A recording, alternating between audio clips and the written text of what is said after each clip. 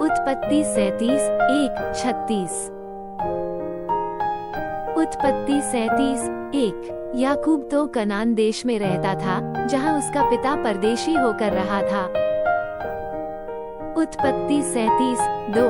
और याकूब के वंश का वृतांत यह है कि यूसुफ 17 वर्ष का होकर भाइयों के संग भेड़ बकरियों को चराता था, और वह लड़का अपने पिता की पत्नी बिल्हा और जिल्पा के पुत्रों के संग रहा करता था, और उनकी बुराइयों का समाचार अपने पिता के पास पहुंचाया करता था। उत्पत्ति 37:3। और इस्राएल अपने सब पुत्रों से बढ़के यूसुफ से प्रीति रखता था, क्योंकि वह उसके बुढ़ापे का पुत्र था, और उसने उसके लिए रंग बिरंगा अंगरखा बनवाया। उत्पत्ति 37:4। सो जब उसके भाइयों ने देखा कि हमारा पिता हम सब भाइयों से अधिक उसी से प्रीति रखता है, तब वे उससे बैर करने लगे और उसके साथ ठीक तौर से बात भी नहीं करते थे। उत्पत्ति 37:5। और यूसुफ ने एक स्वप्न देखा और अपने भाइयों से उसका वर्णन किया, तब वे उससे और भी द्वेष करने लगे। उत्पत्ति 37:6। और उसने उनसे कहा, जो स्वप्न मैंने देखा है सो सुनो। उत्पत्ति 37:7। हम लोग खेत में पूले बांध रहे हैं, और क्या देखता हूँ कि मेरा पूला उठकर सीधा खड़ा हो गया। तब तुम्हारे पूलों ने मेरे पूले को चारों तरफ से घेर लिया और उसे दंडवत किया। उत्पत्ति 37:8। तब उसके भाइयों ने उससे कहा, क्या सचमुच तू हमारे ऊपर राज्य करेगा? वह सचमुच तू हम पर प्रभुता करेगा? सो वे उसके स्वप्नों और उसकी बातों के कारण उससे और भी अधिक बैर करने लगे। उत्पत्ति 37:9। फिर उसने एक और स्वप्न देखा और अपने भाइयों से उसका भी यूं वर्णन किया कि सुनो, मैंने एक और स्वप्न देखा है कि सूर्य और चंद्रमा और 11 तारे मुझे दंडवत कर रहे हैं। उत्पत्ति 37:10। ये स्वप्न उसने अपने पिता और भाइयों से वर्णन किया। तब उसके पिता ने उसको दपट के कहा, ये कैसा स्वप्न है जो तूने देखा है? क्या सचमुच मैं और तेरी माता और तेरे भाई सब जाकर तेरे आगे भूमि पर गिर के दंडवत करेंगे?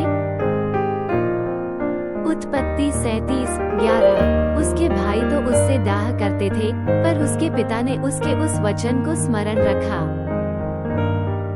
उत्पत्ति 37:12। और उसके भाई अपने पिता की भेड़ बकरियों को चराने के लिए शकेम को गए। उत्पत्ति 37:13। तब इस्राएल ने यूसुफ से कहा, तेरे भाई तो शकेम ही में भेड़ बकरी चरा रहे होंगे, सो जा, मैं तुझे उनके पास भेजता हूँ। उसने उससे कहा, जो आज्ञा में हाजिर हूँ। उत्पत्ति 37:14। उसने उससे कहा, जा, अपने भाइयों और भेड़ बकरियों का हाल देख आ कि वे कुशल से तो हैं, फिर मेरे पास समाचार ले आ। सो उसने उसको हेब्रोन की तराई में विदा कर दिया, और वो शकेम में आया। उत्पत्ति 37:15। और किसी मनुष्य ने उसको मैदान में इधर उधर भटकते हुए पाकर उससे पूछा, तू क्या ढूंढता है?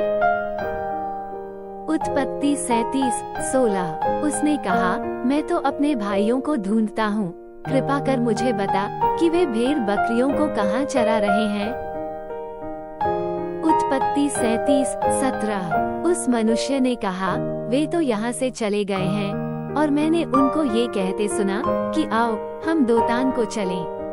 सो यूसुफ अपने भाइयों के पास चला और उन्हें दोतान में पाया।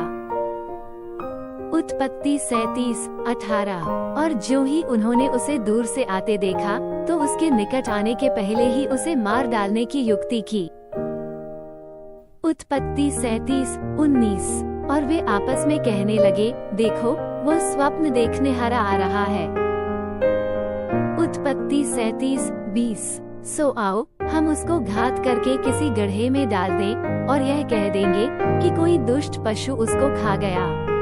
फिर हम देखेंगे कि उसके स्वप्नों का क्या फल होगा। उत्पत्ति 37:21। ये सुन के रूबेन ने उसको उनके हाथ से बचाने की मनसा से कहा, हम उसको प्राण से तो न मारें। उत्पत्ति 37:22। फिर रूबेन ने उनसे कहा, लोहू मत बहाओ, उसको जंगल के इस गड्ढे में डाल दो और उस पर हाथ मत उठाओ। वो उसको उनके हाथ से छुड़ाकर पिता के पास फिर पहुंचाना चाहता था। उत्पत्ति 37:23। सो ऐसा हुआ कि जब यूसुफ अपने भाइयों के पास पहुंचा तब उन्होंने उसका रंग बिरंगा अंगरखा जिसे वो पहने हुए था उतार लिया। उत्पत्ति 37:24। और यूसुफ को उठाकर गड्ढे में डाल दिया। वो गड्ढा तो सूखा था और उसमें कुछ जल न था। उत्पत्ति 37:25। तब वे रोटी खाने को बैठ गए और आंखें उठाकर क्या देखा कि इश्माएलियों का एक दल ऊंटों पर सुगंध द्रव्य, बलसान और गंधरस लादे हुए गिलाद से मिस्र को चला जा रहा है।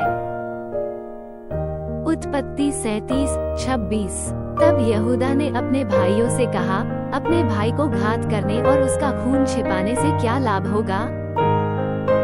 उत्पत्ति 37:27। आओ हम उसे इश्माएलियों के हाथ बेच डालें और अपना हाथ उस पर न उठाएं, क्योंकि वो हमारा भाई और हमारी हड्डी और मांस है। सो उसके भाइयों ने उसकी बात मान ली।